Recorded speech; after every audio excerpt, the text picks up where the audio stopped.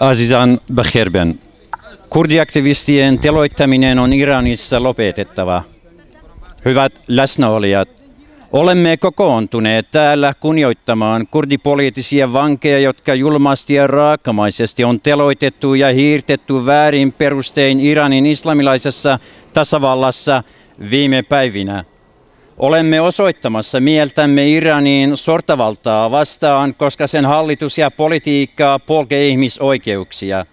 Olemme täällä kaukana itäisestä Kurdistanista ja diasporassa oleminen ei ole valintaamme. Todellisuudessa emme hyväksyneet Iranin järjestelmällistä väkivaltaa ja vastustimme diktaattoria, täten olemme joutuneet Iranin politiikan uhriksi.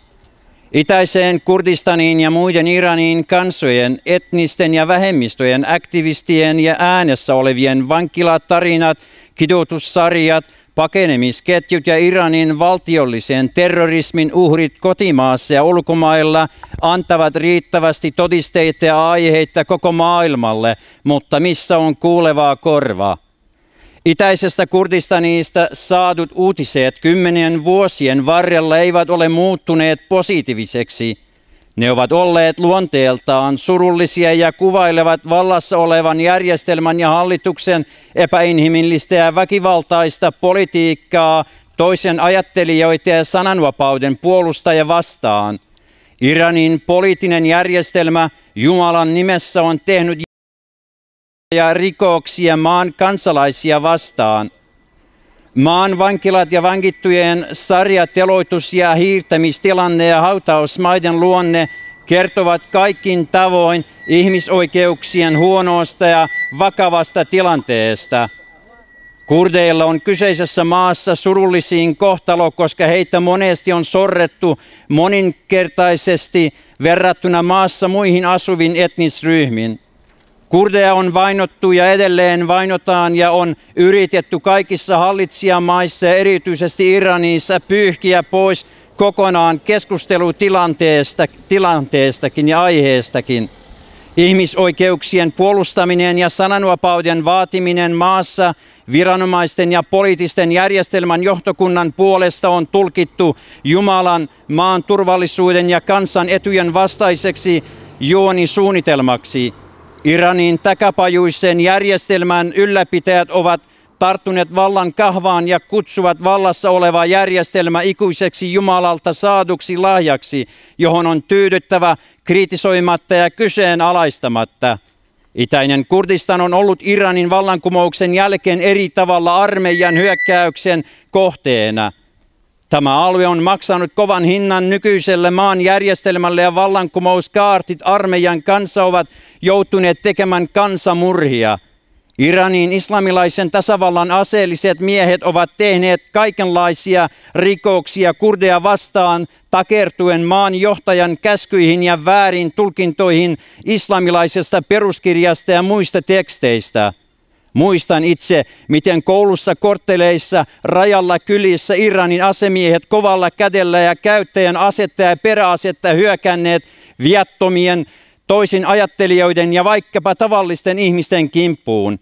Muistan vielä, miten 2 sotilasta, joilla oli paratiisin avaimet kaulassa, ampuivat 15 vuotta vanhaa tyttöä kuoliaaksi peruskoulumme vierestä lyöden vetoa yhdestä tupakka-askista. Kysymys oli siitä, että kumpi näistä paratiisin lähtevistä sotilaista on tarkka ampuja ja osuu maaliin. Teloitustarinat Iranissa eivät ole omasta päästä keksittyjä, vaan niillä on juuret todellisuudessa ja jokaisen hiirtetun ja teloitetun omaiset ovat eläviä todistajia kaikkialla maailmassa, mutta hekin ovat itse asiassa vankilassa, jota kutsutaan Iraniksi.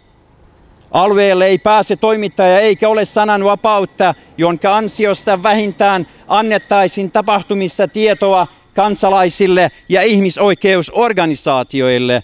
Kaikki tapahtuu salassa tai väärinnetyssä tilanteessa ja vankeiden kidutusten seurauksena vankituille voi tehdä alusta loppuun keksitty syyte, jolla ei ole mitään tekemistä asianomaisten omien tarinoiden kanssa. Hiirtetty kurdiaktivisti Mansur Arvand viime päivinä ei ole viimeistä Iranin islamilaisen tasavallan rikosta kurdeja vastaan itäisessä Kurdistanissa. Mansurin kaltaisia aktivisteja on yli 35 vuoden aikana yksitellen tai ryhmittäin on teloitettu, ammuttu tai hiirtetty. Valitettava on se, että tämä Iranin valtiollinen rikosketju on koventunut ja vaatinut valtavia määriä ihmishenkeä. Kaiken lisäksi tämä ikävä aalto on jatkunut ja sille ei näytä loppuakaan. Tämän traaginen näytelmä on osoittautunut hyvin järkyttäväksi ja siitä eroaminen vaatii lisää uhreja. Kauhun ja pelon lisääminen kaikilla tasoilla ja kuolemantuomion ylläpitäminen on Iranin vallassa olevan järjestelmän toisin ajattelijoiden ja kurdiaktivistien vaatimuksia. Iran on sananvapauden synkkä saari ja sen johtajien paras lääke vapauden ja ihmisoikeuden, myös itsemääräämisoikeuden halukkaille on ollut vangitseminen, kiduttaminen, teloittaminen ja hiirtäminen. Tämän synkän kauden ohittaminen ja ihmisten vapautuminen jatkuvasta ja monikerroksisesta sorrosta vaatii kaikilta toimenpiteitä. Ennen kaikkea on tunnustettava, että kyseinen järjestelmä ei siedä reformia, koska sen rakenne ja luonne todella jäykkä ja takapajuinen. Sen lisäksi valevaalien järjestäminen ja presidenttien vaihtuminen tai kansanedustajien vaihtuminen ei vaikuta Iranin järjestelmän luonteeseen.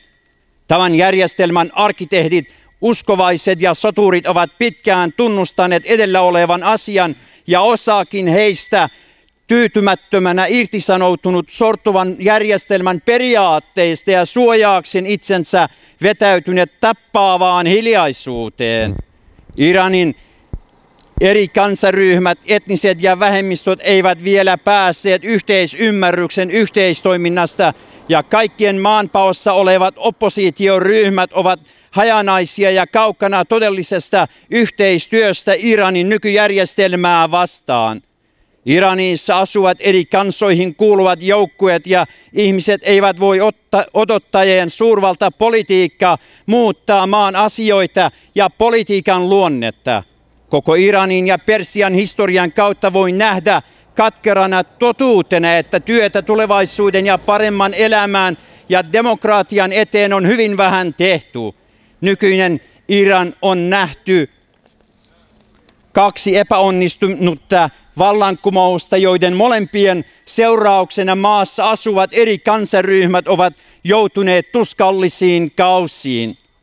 Ulkovaltioiden ja erityisesti länsimaiden politiikka suhteessa Iranin valitettavasti ei ole parantanut ihmisten ja kansalaisten asioita eikä vähentänyt ihmisoikeuksien rikkomuksia ja loukkauksia.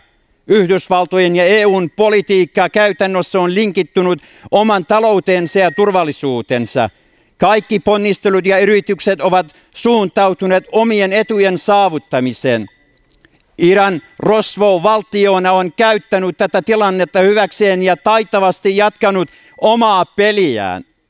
Tästä johtuen Iranin ihmisoikeusrikkomukset ja sen traaginen tilanne on peitetty ydinohjelmakeskusteluilla ja talousohjelmilla.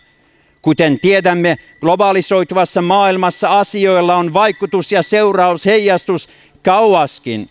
Länsimaiden epäinhimillinen ulkopolitiikka Iranin ja muiden maiden suhteen on tuottanut valtavan määrän pakolaisia ja lisännyt kansalaisten kärsimystä. On aika katsoa taaksepäin ja punnita tulevaisuuden skenaarioita. On tunnustettava, että Iranin järjestelmä sekä meikattuna että koristettuna on rikkonut kaikkia rajoja ja sen lakkaaminen toiminnasta olisi koko alueen rauhan hyväksi.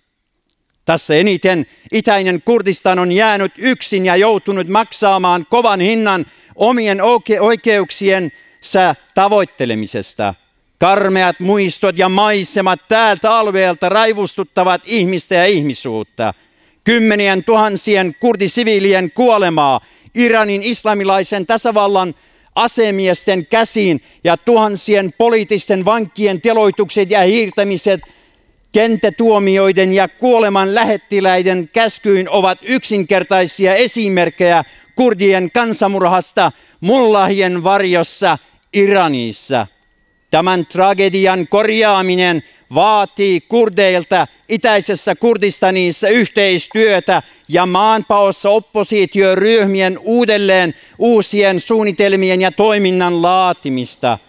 Vanhat lääkkeet eivät ole parantaneet kurdien kipua ja surua itäisessä Kurdistanissa shahien ja mullahien alaisuudessa. Täten on mietittävää keinoja, instrumentteja ja tavoitteita historian valossa. Eläköön elämä, eläköön vapaus, eläköön ihmisoikeus, eläköön sananvapaus. Kiitoksia teille kaikille.